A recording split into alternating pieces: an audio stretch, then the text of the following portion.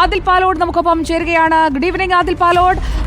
ആദിൽ, ഒപ്പം നമ്മുടെ വാർത്താ സംഘം കാണിച്ച ധൈര്യം എന്ന് പറയുന്നത് അത് അഭിനന്ദിക്കേണ്ടത് തന്നെയാണ്. കാരണം ആദിലും സംഘവും ആ പെൺകുട്ടികൾക്കടുത്തേക്ക്, ആ ഗ്രാമത്തിലേക്ക് അതീവ സാഹസികമായിട്ടാണ് എത്തിച്ചേരുന്നത്. അവർക്ക് പറയാനുള്ളത് അത് ഈ കേസിൽ തന്നെ നിർണായക തെളിവായി മാറുന്ന വിവരങ്ങളാണ് ആദിലിനോട് ഇന്ന് വെളിപ്പെടുത്തിയത്. എത്രത്തോളം ശ്രമകരമായിരുന്നു ദൗത്യം?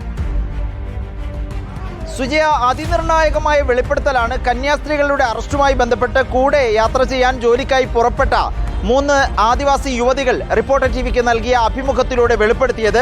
ജ്യോതി ശർമ്മയും സംഘവും തങ്ങളെ ഭീഷണിപ്പെടുത്തിയെന്നും ജ്യോതി ശർമ്മയ്ക്കൊപ്പമുണ്ടായിരുന്ന ബജ്രംഗ് ദളിന്റെ പുരുഷ പ്രവർത്തകർ തങ്ങളെ ബലാത്സംഗം ചെയ്യുമെന്നാണ് ഭീഷണിപ്പെടുത്തിയെന്നുമുള്ള ഞെട്ടിക്കുന്ന വിവരങ്ങളാണ് ഇന്ന് റിപ്പോർട്ടർ ടിവിയിലൂടെ ഒരു നാഷണൽ എക്സ്ക്ലൂസീവായി തന്നെ നമ്മൾ അവരുടെ പ്രതികരണങ്ങൾ പുറത്തുവിട്ടത്.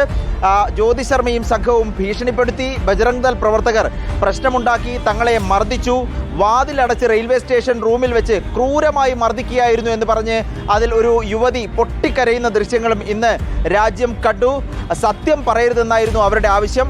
കന്യാസ്ത്രീകളെ കുടുക്കുന്ന രൂപത്തിൽ മൊഴിമാറ്റി നൽകണമെന്ന് ബജ്രംഗ് ദൾ പ്രവർത്തകർ ആവശ്യപ്പെട്ടു. സമാനമായി പോലീസിന്റെ ഭാഗത്തു നിന്നും മൊഴി മാറ്റണം എന്ന നിർദ്ദേശവും ഭീഷണിയും സമ്മർദ്ദവും ഉണ്ടായി എന്ന് പറഞ്ഞ് പൊട്ടിക്കരയുകയായിരുന്നു യുവതികൾ. കന്യാസ്ത്രീകൾ നിരപരാധികളാണെന്നും ഇവർ പറയുന്നുണ്ട്.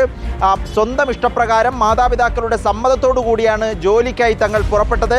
തങ്ങൾക്ക് കൂടുതൽ വരുമാനം നേടുക, പഠിക്കാൻ കഴിയുന്ന സമയത്തോളം പഠിക്കുക എന്നതടക്കമുള്ള കാര്യങ്ങളിലാണ് ഈ ഒരു യാത്രയ്ക്ക് തയ്യാറെടുത്തത്. അത് കന്യാസ്ത്രീകൾ അംഗീകരിക്കുകയും അതിനൊക്കെ സഹായം ചെയ്യാമെന്ന് അറിയിക്കുകയും ചെയ്തിരുന്നു. അതിൻ്റെ അടിസ്ഥാനത്തിലാണ് പോയത്. മനുഷ്യക്കടത്തല്ല എന്ന് ആവർത്തിച്ചു പറയുകയാണ്.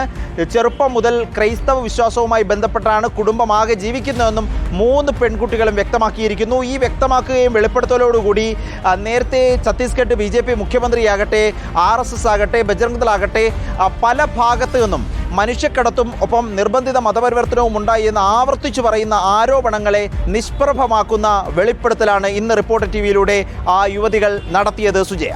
Okay Adil, thank you. അത് വലിയ രീതിയിൽ ഈ കേസിന്റെ മുന്നോട്ട് പോക്കിനെയും സ്വാധീനിക്കാൻ സാധ്യതയുണ്ട്.